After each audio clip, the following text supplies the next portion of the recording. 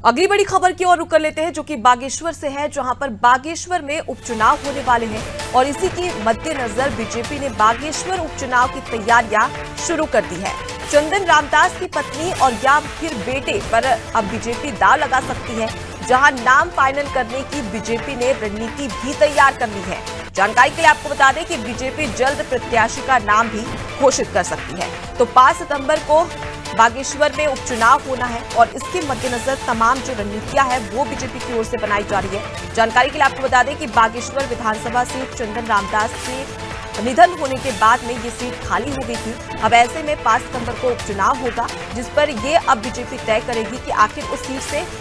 चंदन रामदास की पत्नी को खड़ा किया जाए या उनके बेटे को। ज्यादा जानकारी लेंगे, हमारे साथ में सोनू लगातार जुड़े हुए। सोनू, 5 सितंबर को उपचुनाव होना है बागेश्वर में, ऐसे में बीजेपी में कहीं ना कहीं गहमा गहमी की स्थिति है, क्योंकि एक और देखा जाए तो चंदन रामदास की पत्नी या बेटे पर दाव लगाने की बात सामने आ रही है। सहानुभूति पाने के लिए शायद दोनों में से किसी एक को खड़ा किया जा सकता है। क्या गुंजाइश जताई जा रही है कि बीजेपी किसे या तो चंदन रामदास की पत्नी को खड़ा कर सकती है या फिर बेटे को खड़ा कर सकती है?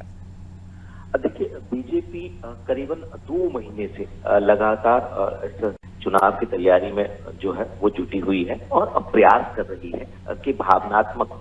जो सियासी कार्ड है उसको खेलने के बाद बीजेपी को इस चुनाव में भारी मतों से जो है वो विजय प्राप्त हो। अब चूंकि बीजेपी के रणनीतिकार लगातार रणनीति बना रहे हैं और भावनात्मक पहलुओं पर ध्यान देते हुए बीजेपी ये मानकर चल रही है, बीजेपी के रणनीतिकार ये मान रहे हैं कि चंदन रामदास जिनका निधन हो गया था, जिनके निधन के कारण जो कैबिनेट मंत्री धामी सरकार में रहे हैं, उनके निधन के बाद जो इस सीट पर उन्हीं के परिजनों को या तो उनकी पत्नी को या उनके बेटे को जो है वो टिकट दिया जाए और इसी आधार पर इस चुनाव को जीता जाए। हालांकि विपक्षी नेता जो है कई तरह के सवाल भी खड़े कर रहे हैं, लेकिन अब ये देखना होगा जो पार्टी के पदाधिकारी हैं उनके स्तर से कई दौर की इस क्षेत्र में भी बैठक हो चुकी है, मुख्यालयों में भी बैठक हुई है और प्रवास भी कई नेताओं ने किया है। और अब इस वक्त ये माना जा रहा है कि जो राज्य संसदीय बोर्ड ने रणनीति तैयार की है, कि जो नामों का पैनल तैयार किया है वो केंद्रीय संसदीय बोर्ड को भेजा जाएगा और जल्द ही नाम की घोषणा कर दी जाएगी। अब देखना होगा अगर चंदन रामदास के परिजनों को ही टिकट दिया जाता है तो बीजेपी आखिर इसमें किस तरह से कितना मार्जिन से जीत पाएगी और कांग्रेस की रणनीति आखिर इस चुनाव को लेकर के क्या रहने वाली है। जी, तो बीजेपी की ओर से तो गहमा गहमी की स्थिति है, लेकिन अगर हम अन्य पार्टियों की बात कर ले, कांग्रेस की बात कर ले, तो वहां पर बागेश्वर उपचुनाव की जो उपचुनाव होने वाले हैं बागेश्वर सीट पर, कांग्रेस की ओर से कौन से प्रत्याशियों को खड़ा किया जा सकता है? देखिए, कांग्रेस के नेता भी लगातार इस उपचुनाव पर नजर बनाए हुए रणनीति बना रहे हैं और कांग्रेस के नेता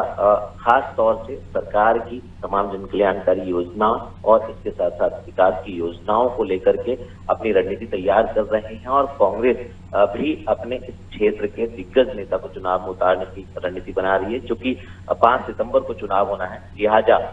जो नामांकन है उसकी एक तिथि नियत है, उससे पहले कांग्रेस भी अपने प्रत्याशी की घोषणा कर देगी और जो बीजेपी है, बीजेपी के केंद्रीय संसदीय बोर्ड की अनुमति के बाद औपचारिक तौर पर उत्तराखंड में जो है नाम की घोषणा कर दी जाएगी प्रत्याशी के। और अब ये देखना होगा कि कांग्रेस और बीजेपी के सियासी और चुनावी इस जंग में आखिर बीजेपी कितने मार्जिन से जीत पाएगी और कांग्रेस का जो प्रत्याशी होगा वो बीजेपी के प्रत्याशी को किस तरह से टक्कर दे पाएगा। बिल्कुल सोनू, तैयारी दोनों ही पार्टी की ओर से की जा रही है। अब देखने वाली बात होगी कि किसे प्रत्याशी बीजेपी और कांग्रेस की ओर से खड़ा किया जाता है और कौन उपचुनाव में जीत हासिल करता है। फिलहाल के लिए आप हमारे साथ में बने रहिए, आगे भी आपसे अपडेट लेंगे। तो बागेश्वर में उपचुनाव होने वाले हैं, 5 सितंबर को चुनाव होने वाले हैं और ऐसे में बीजेपी और कांग्रेस की ओर से तैयारियां की जा रही है कि आखिर कौन से प्रत्याशी को, कौन से जिताऊ प्रत्याशी को बागेश्वर उपचुनाव से लड़वाया जा सकता है।